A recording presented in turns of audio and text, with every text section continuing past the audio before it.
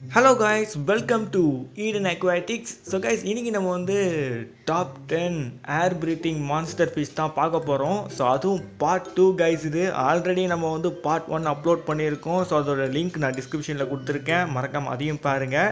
And guys, இது வந்து நம்ம சப்ஸ்கிரைபர் ரிக்வெஸ்ட்டும் கூட. ஸோ இந்த வீடியோவில் நம்ம வந்து பார்க்க போகிற மான்ஸ்டர் ஃபிஷஸ்லாம் உங்களுக்கு சிலது புதுசாக இருக்கலாம். ஸோ வாங்க வீடியோக்குள்ளே போயிடலாம்.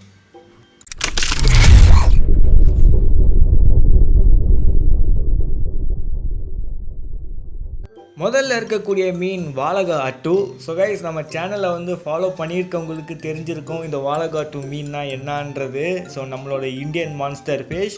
ஸோ கைஸ், இந்த ஃபிஷ் ஒரு ஏர் ப்ரீத்திங் ஃபிஷ் தான். ஸோ இந்த ஃபிஷ் பார்த்தீங்கன்னா கிட்டத்தட்ட 5.5 ஃபீட்லேருந்து 6 ஃபீட் வரைக்கும் வளரும்.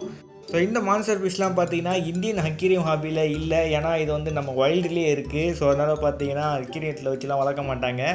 ஸோ பட் ஒரு அற்புதமான ஒரு மான்ஸ்டர் ஃபிஷ். அப்படி வளர்க்குறீங்கன்னா நீங்கள் வந்து பாண்ட் செட்டப் தான் பண்ணி ஆகணும், ஏன்னா இது ரொம்ப பெருசாக வளரக்கூடிய மீன் இது.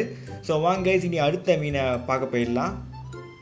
ரெண்டாவது இடத்துல இருக்கிறது வண்டு கேட்ஃபிஷ். ஸோ கைஸ், இந்த ஒரு மான்ஸ்டர் ஃபிஷ்ஷை வந்து அவ்வளோவா அக்வேரியம் ஹாபியில் பார்க்க முடியாது, பிகாஸ் இது வந்து கொஞ்சம் எக்ஸாட்டிக்கான ஒரு மான்ஸ்டர் ஃபிஷ்னு வச்சுக்கலாம். ஸோ இதுவும் பார்த்தீங்கன்னா ஒரு ஆஃப்ரிக்கன் ஏர் பிரீத் கேட்ஃபிஷ்.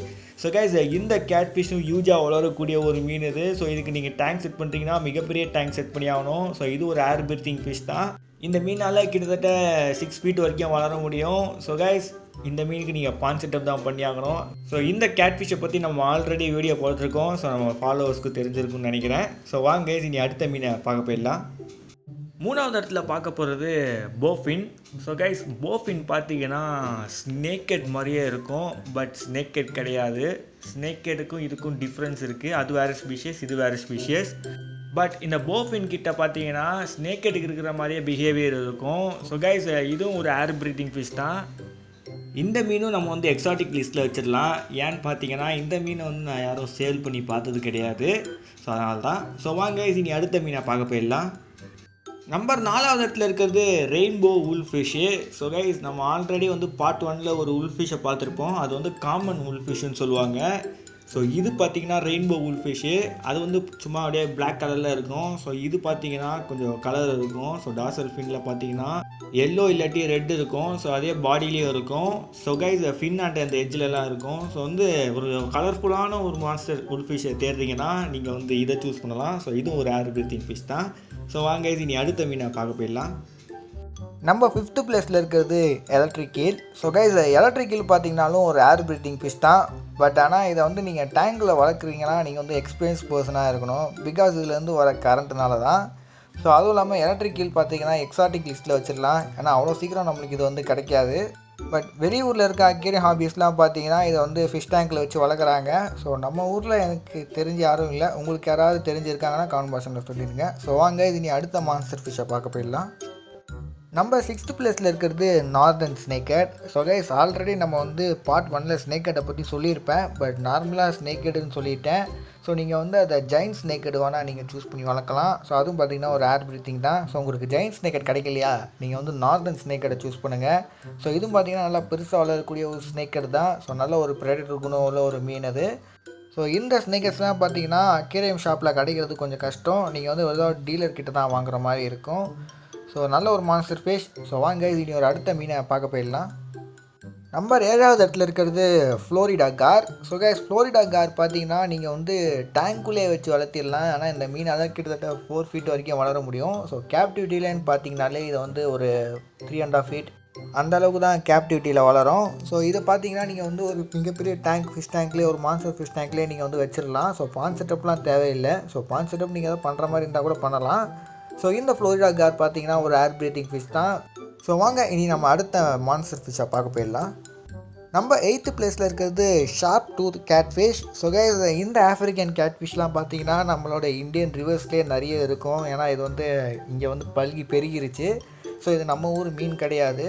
ஸோ இது வந்து நம்ம ஊர் கெளுத்தி மீனுன்னு நினச்சிக்கிறாங்க நிறைய பேர், பட் நம்ம ஊர் மீன் இல்லை. ஸோ இந்த மீனும் பார்த்தீங்கன்னா ஒரு ஏர் பிரீத்திங் ஃபிஷ் தான். ஸோ கைஸ், இது ஒரு நல்ல ஒரு மான்ஸ்டர் ஃபிஷ் தான். ஸோ இது வந்து நீங்கள் வளர்க்கணும்னு நினச்சிங்கன்னா உங்களோட ரிவர்லேருந்தே உங்களுக்கு வந்து கிடச்சிரும். ஸோ ஆனால் எல்லா இடத்துலையும் இருக்குது. ஸோ இது நம்ம ரிவர் சிஸ்டம்லேயே இருக்கக்கூடாது. ஸோ இது வந்து கண்ட்ரோல் பண்ண முடியாத அளவுக்கு பெருகிருச்சு. ஸோ இது ஒரு ஏர் பிரீத்திங் ஃபிஷ் தான். நீங்களும் ஒரு மான்ஸ்டர் ஃபிஷ்ஷை ஆட் பண்ணிக்கலாம் இதை. ஸோ வாங்க இனி அடுத்த மீனை பார்க்க போயிடலாம். நம்ம 9th பிளேஸில் இருக்கிறது ஜிம்னா லாபிஸ் டைப்பஸ். ஸோ கைஸ் கரெக்டாக ப்ரொனவுன்ஸ் பண்ணுறேன்னா தெரில, தப்பாக ப்ரொனவுன்ஸ் பண்ணால் மன்னிச்சிக்கோங்க. ஸோ கைஸ் இது வந்து ஒரு அல்டிமேட்டான ஒரு ப்ரெடேட்டரி ஒரு கேட்ஃபிஷ்ஷு. ஸோ இந்த கேட்ஃபிஷ்ஷால் கிட்டத்தட்ட 1 feet வரைக்கும் வளர முடியும். ஸோ கைஸ் இந்த மீனை வந்து நீங்கள் டேங்க்குள்ளே வச்சிடலாம். ஸோ இந்த மாஸ்டர் ஃபிஷஸ்லாம் பார்த்தீங்கன்னா ரொம்ப எக்ஸாட்டிக்கான ஒரு மீன் இது. அண்ட் இந்த மீன் பார்த்தீங்கன்னாலும் ஒரு ஏர் ப்ரீத்திங் ஃபிஷ் தான். ஸோ வாங்க இனி நம்ம அடுத்த வகையான மீனை பார்க்க போயிடலாம். நம்ம 10th பிளேஸில் இருக்கிறது வெல்ஸ் கேட்ஃபிஷ். ஸோ கைஸ் மிகப்பெரிய ஜாயிண்ட் கைஸ் இது. ஸோ இந்த கேட்ஃபிஷ்ஷால் கிட்டத்தட்ட 9 feet வரைக்கும் வளர முடியும். ஸோ வேர்ல்டு ரெக்கார்டுன்னு பார்த்தீங்கனாலே அது வந்து 10 feet. ஸோ 10 feetக்கு கொஞ்சம் கம்மி தான். ஸோ மிகப்பெரிய ஒரு ப்ரெடேட்டர் குணமுள்ள ஒரு கேட்ஃபிஷ்ஷை தேடுறீங்கன்னா நீங்கள் இந்த கேட்ஃபிஷ்ஷை சூஸ் பண்ணலாம். ஸோ இதுக்கெலாம் வந்து பாண்ட் செட்டப் தான் கரெக்டாக இருக்கும். ஸோ இது ஒரு ஏர் ப்ரீத்திங் ஃபிஷ் தான் கைஸ். ஸோ இப்போதைக்கு இதை வந்து நம்ம இந்தியன் மார்க்கெட்டில் சேல் பண்ணி நான் பார்த்தது கிடையாது. பட் வெளியூர்லலாம் இதை வந்து வளர்க்குறாங்க.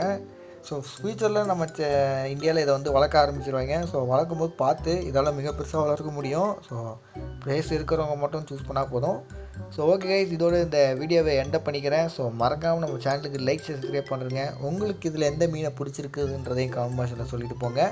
ஸோ இதோட பார்ட் 1 வீடியோ லிங்க்கை வந்து நான் டிஸ்கிரிப்ஷனில் கொடுத்துருக்கேன். மறக்காமல் அதை கிளிக் பண்ணி பாருங்கள். So see you next video. Bye bye guys.